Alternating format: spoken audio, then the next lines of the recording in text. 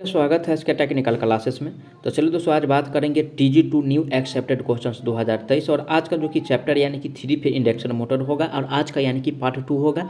इससे पिछला वाला वीडियो अगर आप लोग नहीं देखे हैं तो प्लीज़ प्लेलिस्ट में मिल जाएगा, सारा वीडियो नंबर बाय अपलोड है, ठीक है, चैप्टर बाय यानी कि अपलोड है। तो आप लोग सारा वीडियो को जरूर देखिएगा, TG2 में पास होना है। तो क्योंकि दोस्तों ये जो हम सेट करा रहे हैं इसी सेट से सारा प्रश्न आएगा, आप लोग एग्जाम देने जाइएगा तो आप लोगों को पता चल जाएगा, ठीक है। इसके लिए प्लीज़ वीडियो को जरूर इन तक देखिएगा। आज का सबसे पहला प्रश्न दिया है, किस मोटर के टर्मिनल बॉक्स पर 6 संयोजक चिरे होते हैं, यानी कि 6 जो संयोजक चिरा होता है यानी कि किस पे होता है, कौन सा मोटर का टर्मिनल पे, वो हमको बताना है, ठीक है। और दोस्तों यानी कि 6 जो संयोजन होता है ये स्क्वायरल गेज में भी होता है, यानी कि ये स्क्वायरल, ठीक है, स्क्वायरल गेज में भी होता है और साथ ही साथ यानी कि स्लिप रिंग में भी होता है, ठीक है, यानी कि स्लिप रिंग में भी होता है, यानी कि 6 यानी कि सीटा दोनों में होता है, स्क्वायरल गेज में भी और स्लिप रिंग में भी। तो दोनों में किस में दिया है, ऑप्शन नंबर सी में दिया है, दोनों में राइट आंसर ऑप्शन नंबर इसका सी सही हो जाएगा। ओके, नेक्स्ट क्वेश्चन पे चलेंगे। आज का अगला प्रश्न दिया हुआ है, सिंगल फेज रोटर में चालकों को कुछ ऐठा हुआ, ठीक है, ऐठा हुआ क्यों बनाया जाता है, ठीक है, यानी कि ऐठा हुआ जो बनाया जाता है इसका मुख्य प्रयोजन क्या है वो हमको बताना है। और दोस्तों यानी कि ऐठा हुआ जो बनाते हैं तो चुंबकीय क्षेत्र समान रखना, ठीक है, और ये जो है यानी कि टॉर्क भी समान रखता है, इसलिए इसको ऐठा बनाते हैं, ठीक है। तो राइट आंसर जो होगा यानी कि दोनों कथन इसका सही है, तो करेक्ट आंसर ऑप्शन इसका सी सही हो जाएगा। अगला क्वेश्चन पे चलेंगे। आज का अगला क्वेश्चन से दिया हुआ है, यानी कि डबल गेज रोटर की भीतरी परत कम प्रतिरोध वाली धातु की बनी होती है, तो बाह्य परत क्या होगा, ठीक है। तो दोस्तों यानी कि बाह्य परत जो बना होता है यानी कि अधिक प्रतिरोध वाला होता है या किसका बना होता है ये हमको बताना है। तो दोस्तों यानी कि बाह्य परत जो होता है, ठीक है, अधिक प्रतिरोध वाला तो होता ही है, साथ साथ ये जो बना जो होता है, ठीक है, अधिक प्रतिरोध के साथ साथ यानी कि जो बना होता है, ये जो बना होता है, ठीक है, ये जो बना होता है दोस्तों यानी कि पित्तल का बना होता है, किसका, यानी कि पित्तल का बना होता है, ठीक है, पित्तल का बना होता है। ऑप्शन किस में दिया है, पित्तल, ऑप्शन नंबर ए में कह रहा है, यानी कि लोहा, तो लोहा का नहीं होगा, नहीं स्टील का, नहीं कार्बन का, ये जो होता है दोस्तों अधिक प्रतिरोध और पित्तल का, जो कि ऑप्शन डी में है, राइट आंसर ऑप्शन नंबर इसका डी सही हो जाएगा। नेक्स्ट क्वेश्चन पे चलेंगे। नेक्स्ट क्वेश्चन दिया है, मोटर के रनिंग के समय टॉर्क को बनाए रखता है, ठीक है, यानी कि रनिंग के समय, और यानी कि रनिंग के समय जो यानी कि टॉर्क को बना के रखता है वो कौन बना के रखता है वो हमको बताना है। और दोस्तों यानी कि रनिंग के समय जो टॉर्क को बना के रखता है भीतरी गेज बनाता है, क्या बनाता है, ठीक है, यानी कि भीतरी गेज क्या करता है उसको यानी कि बना के रखता है। तो राइट आंसर ऑप्शन किस में दिया, ए में। बाह्य गेज तो नहीं होता ये दोस्तों, यानी कि भीतरी गेज, जो कि ऑप्शन नंबर बी में है, राइट आंसर ऑप्शन इसका बी सही हो जाएगा, ठीक है। नेक्स्ट क्वेश्चन पे चलेंगे। आज का अगला प्रश्न दिया हुआ है, मोटर के बाह्य गेज का प्रतिरोध अधिक होने से क्या उच्च होगा, ठीक है, बाह्य का प्रतिरोध अगर उच्च है आंतरिक की अपेक्षा तो क्या यानी कि उच्च होगा वो हमको बताना है। तो दोस्तों यानी कि स्टार्टिंग टॉर्क उच्च होगा, क्या होगा, ठीक है, स्टार्टिंग यानी कि टॉर्क जो होगा दोस्तों यानी कि वो उच्च होगा। ऑप्शन नंबर किस में दिया है, ए में दिया है, स्टार्टिंग टॉर्क उच्च होगा, ठीक है ना। तो राइट आंसर जो होगा दोस्तों स्टार्टिंग टॉर्क उच्च होगा, करेक्ट आंसर ऑप्शन नंबर इसका ये सही होगा। स्टार्टिंग गति यानी उच्च नहीं होगा, नहीं करंट होगा, नहीं वोल्टेज होगा। नेक्स्ट क्वेश्चन पे चलेंगे। अगला प्रश्न दिया है, स्क्वायरल गेज मोटर की गति नियत क्यों रहती है, ठीक है, स्क्वायरल गेज मोटर का जो गति होता है नियत क्यों रहता है वो हमको बताना है। तो दोस्तों ये जो नियत होता है यानी कि रोटर के ऐंठने के कारण, ठीक है, रोटर के यानी कि ऐंठने के कारण यानी कि नियत होता है, ठीक है। राइट आंसर जो दिया है ऑप्शन नंबर ए में है, राइट आंसर की बात किया जाए ऑप्शन ए इसका बेस्ट हो जाएगा, ठीक है।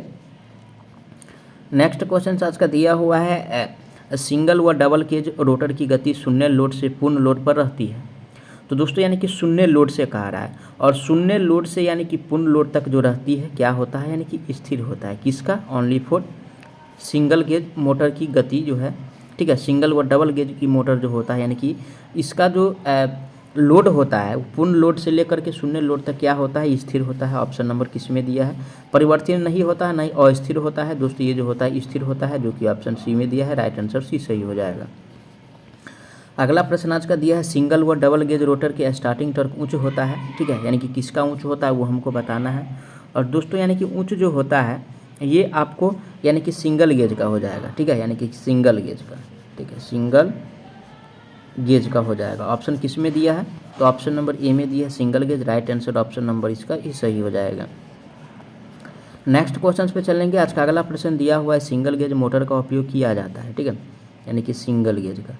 और दोस्तों यानी कि सिंगल फेज जिसको गेज कहा है समझिए, सिंगल फेज समझिए, ठीक है ना। सिंगल फेज मोटर का जो प्रयोग किया जाता है ये बिना लोड पर, क्या, यानी कि बिना लोड पे किया जा सकता है, ठीक है, बिना लोड पे, बिना लोड पर भी प्रयोग कर सकते हैं इसको, सिंगल गेज मोटर को। ओके, तो राइट आंसर जो दिया है ए में करा रोड पे, तो राइट आंसर जो दिया है ऑप्शन डी में दिया है, यानी कि बिना लोड पे। करेक्ट आंसर ऑप्शन नंबर इसका डी सही हो जाएगा। नेक्स्ट क्वेश्चन सर्च का दिया हुआ है डबल गेज मोटर्स का उपयोग किया जाता है, ठीक है, यानी कि डबल गेज का कह रहा है, किसका कह रहा है दोस्तों, यानी कि डबल गेज का। और डबल गेज का जो प्रयोग करेंगे वो यानी कि हल्के लोड पे करेंगे, ठीक है, हल्के लोड पे, जबकि हल्के लोड पे किया जाएगा इसको, ठीक है ना, डबल गेज का जो है हल्के लोड पे। ऑप्शन नंबर इसका बी सही हो जाएगा, ठीक है। नेक्स्ट क्वेश्चन पे चलेंगे। आज का अगला प्रश्न जो दिया हुआ है, lathe machine, grinder, water pump में उपयोग होने वाली मोटर है, लेथ मशीन में भी और ग्राइंडर में।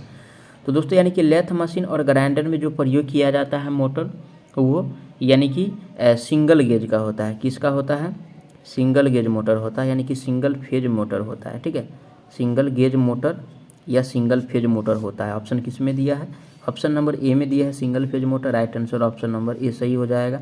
डबल गेज का प्रयोग नहीं करते हैं, ठीक है। आज का अगला प्रश्न दिया है textile mill slide cutting tool machine में उपयोग होने वाली मोटर है।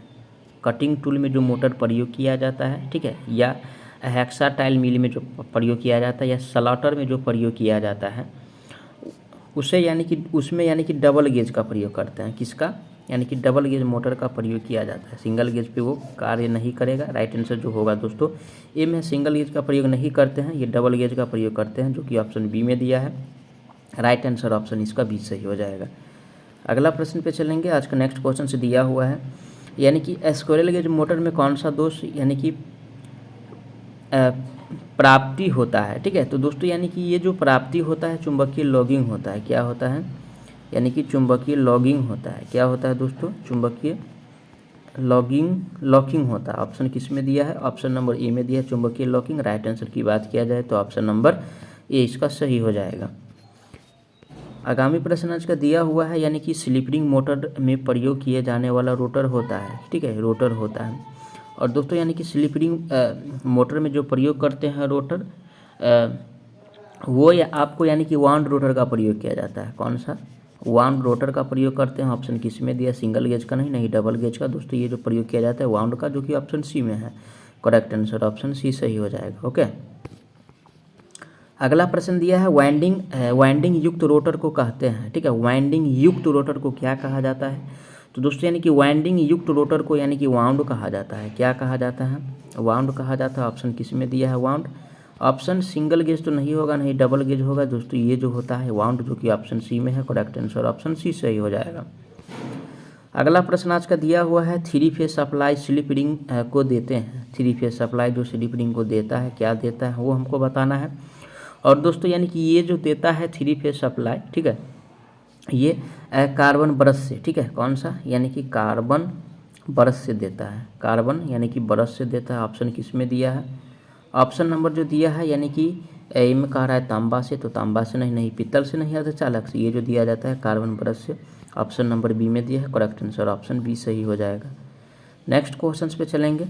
आज का आगामी प्रश्न दिया हुआ है, compressor, crane, steel mill, printing press में उपयोग होने वाली मोटर कौन सा है। कंप्रेशन और क्रेन में कह रहा है दोस्तों, और क्रेन में जो प्रयोग करते हैं वो हमको बताना है, ठीक है।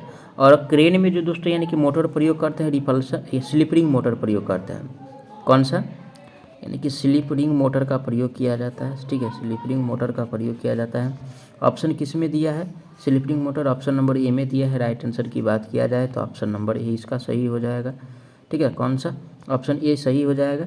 जबकि बी में दिया है स्क्विरल गेज का प्रयोग नहीं करते हैं, नहीं रिपल्सन का करते हैं, नहीं स्टेपर का करते हैं। अगला प्रश्न आज का दिया हुआ है, कौन सा मोटर का अनुरक्षण शून्य या नगण्य होता है, ठीक है। तो दोस्तों अगर अकॉर्डिंग टू ऑप्शन के हिसाब से देखा जाए तो सबसे कम रखरखाव वाला मोटर जो है यानी कि स्क्विरल गेज मोटर है, ठीक है। कौन सा है, स्क्विरल गेज मोटर है, जो कि ऑप्शन नंबर किस में दिया हुआ है। स्क्विरल गेज मोटर जो दिया है यानी कि ए में काला स्लिप रिंग नहीं होगा। स्क्विरल गेज जो दिया है ऑप्शन बी में है। राइट आंसर ऑप्शन नंबर इसका बी सही हो जाएगा। कौन सा, राइट आंसर जो होगा दोस्तों ऑप्शन नंबर बी इसका सही हो जाएगा। अगला प्रश्न आज का दिया हुआ है, स्लिप रिंग मोटर को स्टार्ट करने के लिए उपयोग लेते हैं। कौन सा, स्लिप रिंग का, ठीक है।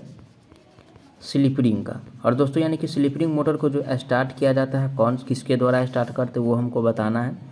तो दोस्तों यानी कि स्लिप रिंग मोटर को जो स्टार्ट किया जाता है वो 3 फेज रियोस्टेट के द्वारा भी स्टार्ट कर सकते हैं। 3 फेज रियोस्टेट के द्वारा स्टार्ट करते हैं। ऑप्शन किस में दिया है? ऑप्शन नंबर डी में दिया है। राइट आंसर की बात किया जाए तो ऑप्शन नंबर इसका डी सही हो जाएगा। कौन सा?